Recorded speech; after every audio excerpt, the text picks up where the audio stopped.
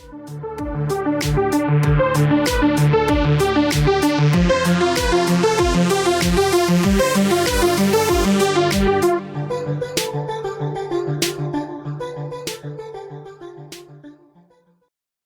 up, Paradoxers? Welcome to the latest chapter of Time Paradox Ghostwriter, Chapter 11, Victory and Defeat. So, what happened in the last volume is that we saw Itsuki Aino's death. Dun dun dun. And here we are with the new chapter, starting up with Itsuki Aino revisiting that scene where they promised to compete with each other. So, they reveal that after the last chapter that Itsuki wrote before she died in the future, that Teppei starts writing the chapters by his original hand, and they are not doing so well after Itsuki debuted her anime series 2 months later. So he did not win that battle very much.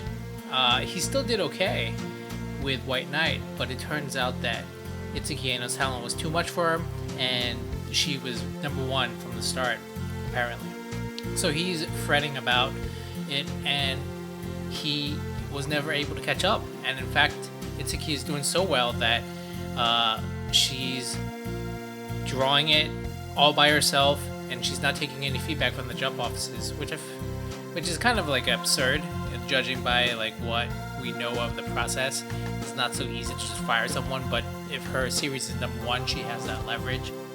And so we do find out that the editor, of course, does get Munioka does get released after Aino requested it. She just wants to be left alone to write the series. And then after Teppei finds out, we see that he calls her up to see if she's alright. She picks up the phone and convinces him that she's fine, she sounds fine, she looks fine. But what happens within a few chapters is he gets a call from Munioka-san, and of course it's that last scene.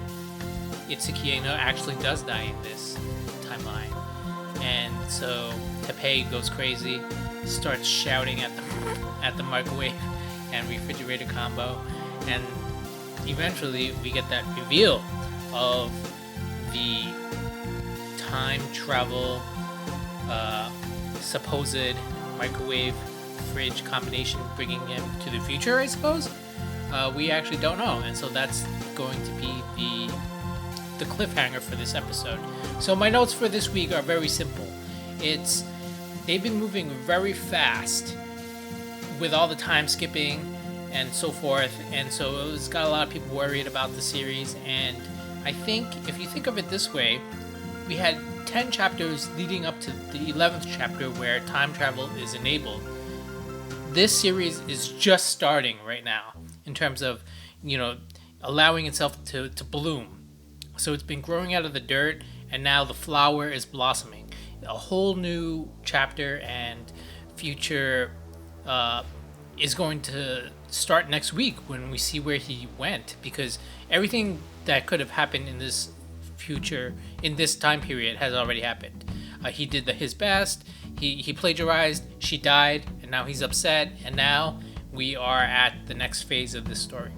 So if you think about it this way, 10 chapters that you thought were going very fast is actually going very slow. Next thing is, who was that old man from the last chapter? Well, now that we know that time travel can happen with actual human beings, it could be him. I mean, it's as simple as that.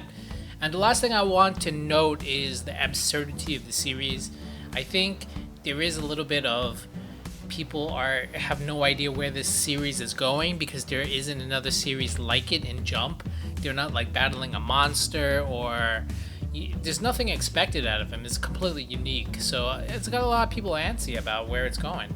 And my answer to that is, just enjoy it for what it is. Even if the ending is very satisfying and we get 20, 30 chapters out of it where the story eventually revealed itself out to be really unique and interesting and with a satisfying conclusion, then I think that's enough. I don't really think this is the type of series this is going to be going on for 900 chapters like One Piece. So that's all I got for this week.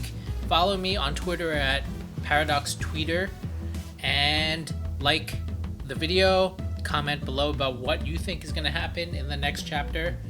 Peace out. See you guys next week.